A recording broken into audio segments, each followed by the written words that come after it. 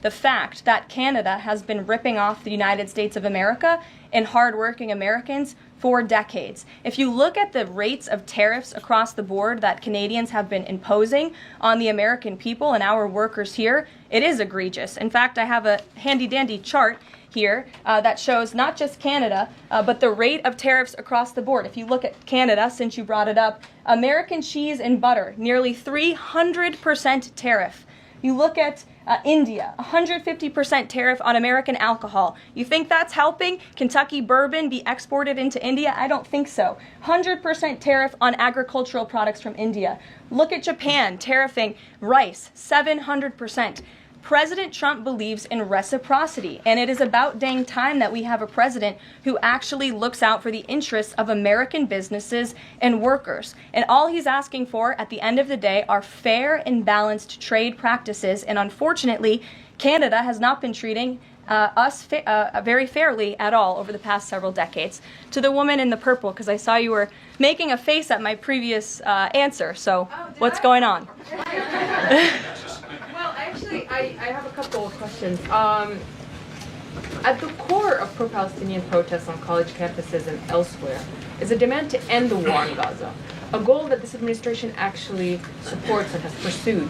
So why has this not been acknowledged or highlighted even? Because these colleges and these protests have again put out Hamas propaganda. The flyers that have been distributed call for violence. The flyers that have been distributed have the logo of an organization that has held Americans hostage, that murdered innocent babies, that murdered men, women, and children. They are a designated foreign terrorist organization, and we are not going to tolerate non-citizens, foreigners who come here on a visa engaging in such behavior, siding with terrorists. And the Secretary of State reserves the authority to revoke the green card or the visa of an individual who serves as an actually, it says right here, reasonable grounds to believe that the alien's presence or activities in the United States would have potentially serious adverse foreign policy consequences to the United States. And I think siding with Hamas makes that quite clear.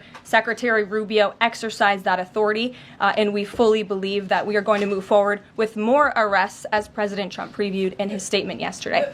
Ed. Yeah, thanks. Go ahead. So are there conversations between the administration and the Canadians going on over this tariff? Because the Ontario Premier says the next step is to cut off electricity to the U.S. And the president put out a statement after seeing those comments and said that it would be there would be grave consequences imposed on Canada if they think about shutting off electricity for the United States of America and our citizens. And the president is also determined to ensure that we are depending on American electricity, not the electricity production of foreign nations, including our allies in Canada. As for conversations, there is continued correspondence between the president's team, particularly Secretary Lutnick, and the Canadians as well. And in the market reaction, how do you sell to the American people then, after looking at what's happening in the markets this week, and say that the tariff policy long term is something good?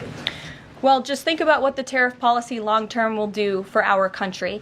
I think many of us probably grew up in small towns. I know at least I did, and the main street in my small town looks a heck of a lot worse than it probably did decades ago before I was alive. At least my parents and grandparents tell me so.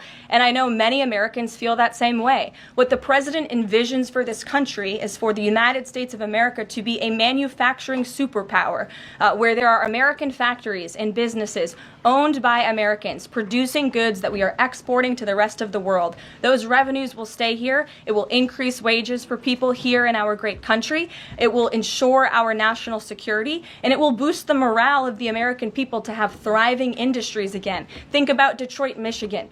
Think about North Carolina, as I mentioned, that used to have a thriving furniture industry that no longer exists because of the globalist trade policies of previous and past administrations. And the American people gave the president a tremendous opportunity to restore American greatness and restore our manufacturing dominance, and he's intent on doing just that. John. Thanks, Caroline. Two questions for you. First, on the CR, you put up on the screen the president's message to Republicans to support this continuing resolution. Is there outreach to Democrats? Because what we've seen since the beginning of the fiscal year is that in order to get a continuing resolution, you need bipartisan support and you need compromise? Well, right now, we are focused on House Republicans and on the House, because that's the first step, as you know, John. And so the president has engaged in correspondence with House Republicans, whipping votes and getting them to a yes, which I understand has been pretty successful this morning thus far. And so, again, the president is encouraging Republicans especially, but again, as I said, all members of Congress to vote to continue funding this government so we can continue the business of the American people, which elected President Trump to do. And then on financial markets, we've seen this decline yesterday, we see it today as well. It seems that the read on the president's policies is one in which they do not have confidence in his trade tariffs policy.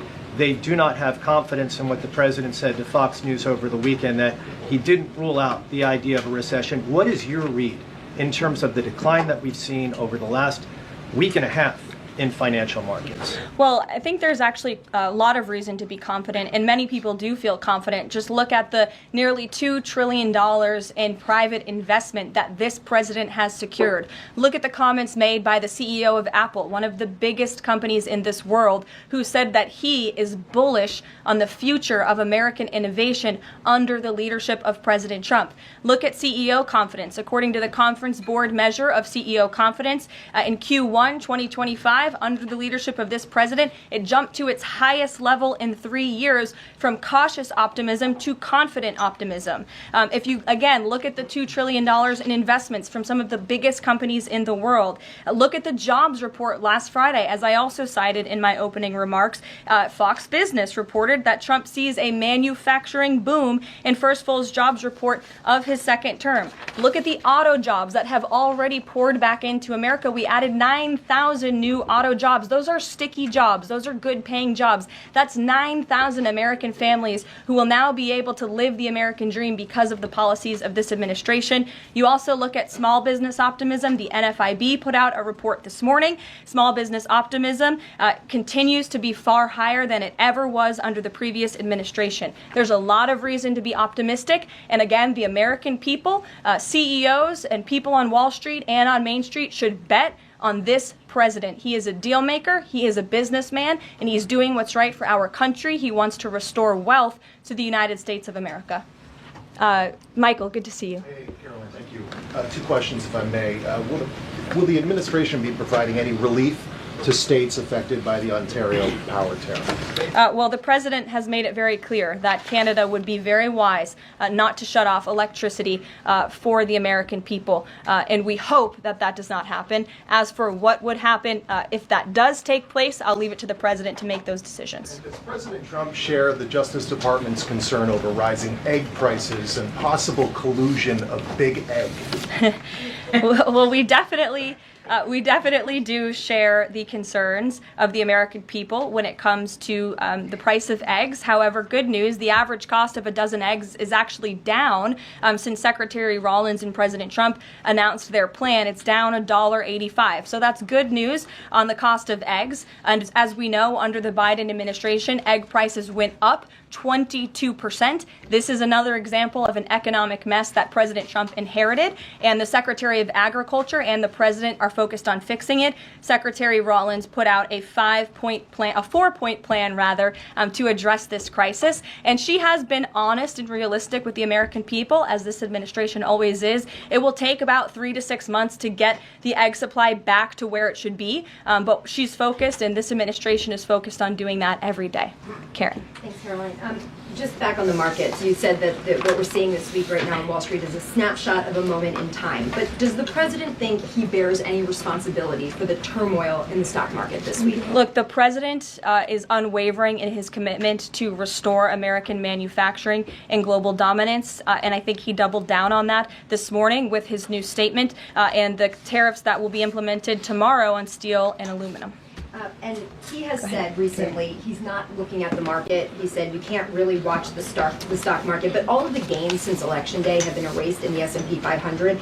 At what point, how far do stocks have to fall before the president considers it a factor and changes course? Again, as I just said, the president will look out for Wall Street and for Main Street, just like he did in his first term, and people on Wall Street and Main Street should bet on this president. He's doing what's right for this country. Nick, good to see you. Good to see you too. Thank you, Caroline. So, is the president prepared, like what we saw with Congressman Massey, to pressure other Republican lawmakers into supporting this continuing resolution? Well, he is very much, as I said, engaged in this process. He's been making calls to lawmakers on Capitol Hill, and I think his statements against Congressman Massey speak for themselves. And I will let the president put out any additional statements if he chooses to, but he fully expects all House Republicans to vote for this continuing resolution. And just to follow up, can we start to anticipate seeing more of the president weighing in on upcoming 2026 races like we saw this morning? I'm not sure about that. I'm not even sure if I'm allowed to speak about that from this podium. I would check in with our outside political team for guidance on future races and the president's involvement.